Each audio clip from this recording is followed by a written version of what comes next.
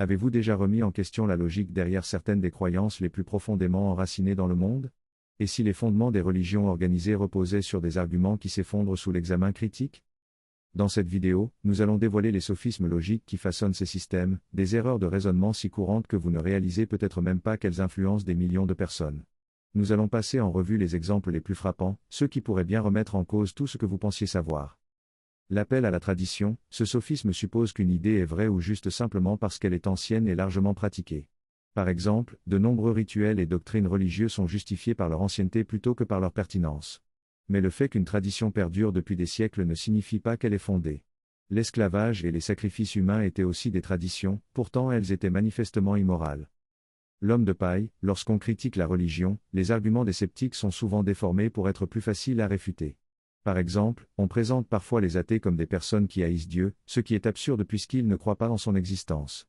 Cette technique détourne l'attention des critiques légitimes en les remplaçant par des caricatures plus simples à attaquer. La demande d'exception, ou plaidoyer spécial, ce sophisme se produit lorsque les religions organisées s'exemptent des mêmes critères d'examen qu'elles appliquent aux autres croyances.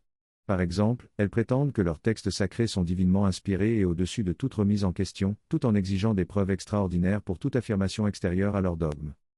Le faux dilemme, les chefs religieux présentent souvent le monde comme s'il n'y avait que deux choix, leur foi ou le chaos et l'immoralité. Pourtant, la morale, le sens de la vie et la communauté peuvent exister indépendamment des religions organisées. Réduire la réalité à ces deux extrêmes sert à maintenir l'emprise sur les fidèles plutôt qu'à encourager une réflexion libre et honnête. L'argument ad populum, ou sophisme du nombre, l'idée selon laquelle une croyance est vraie simplement parce qu'elle est largement partagée. Les religions mettent souvent en avant le nombre de leurs fidèles comme preuve de leur légitimité. Mais la popularité ne garantit pas la vérité. L'histoire est remplie de croyances universellement acceptées qui se sont révélées fausses. L'argument d'ignorance, ce raisonnement affirme qu'une chose est vraie simplement parce qu'on ne peut pas prouver qu'elle est fausse. Par exemple, on ne peut pas prouver que Dieu n'existe pas, donc il doit exister. Mais l'incapacité à prouver l'inexistence de quelque chose ne le rend pas vrai. Selon cette logique, on pourrait tout aussi bien affirmer que les licornes ou des théières invisibles en orbite autour de Mars existent. Le raisonnement circulaire, cela se produit lorsque la conclusion sert de preuve à elle-même. Par exemple, la Bible dit la vérité car elle est la parole de Dieu, et nous savons qu'elle est la parole de Dieu parce que la Bible le dit. Ce type d'argument tourne en rond sans jamais apporter d'éléments externes pour appuyer sa validité.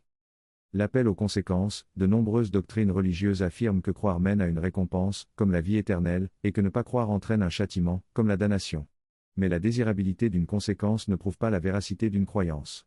Ce n'est pas parce qu'un paradis éternel serait agréable qu'il existe réellement. L'argument d'autorité, beaucoup de religions reposent sur l'autorité de leurs leaders, de leurs textes ou de leurs institutions. L'idée est que ces sources sont infaillibles et ne doivent pas être remises en question. Pourtant, l'autorité ne garantit pas la vérité. Même les figures les plus respectées peuvent se tromper, et les textes les plus vénérés sont sujets aux erreurs et aux biais humains. Le Dieu des lacunes, ce sophisme consiste à attribuer à Dieu tout ce que la science n'explique pas encore. L'origine de l'univers, la complexité de la vie. Autant de mystères souvent interprétés comme des preuves du divin. Mais l'histoire a montré que de nombreuses questions autrefois expliquées par la religion, comme les maladies ou les phénomènes naturels, ont fini par être élucidées par la science. Utiliser Dieu comme réponse par défaut freine la curiosité et l'exploration de véritables explications. Et voilà, les principaux sophismes qui sous-tendent les religions organisées.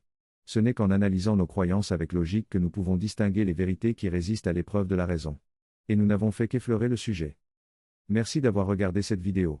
Si elle vous a fait réfléchir, n'hésitez pas à liker, à partager votre avis dans les commentaires et à vous abonner pour encore plus de contenu stimulant. Votre soutien nous aide à continuer d'explorer ces sujets essentiels. À bientôt dans la prochaine vidéo.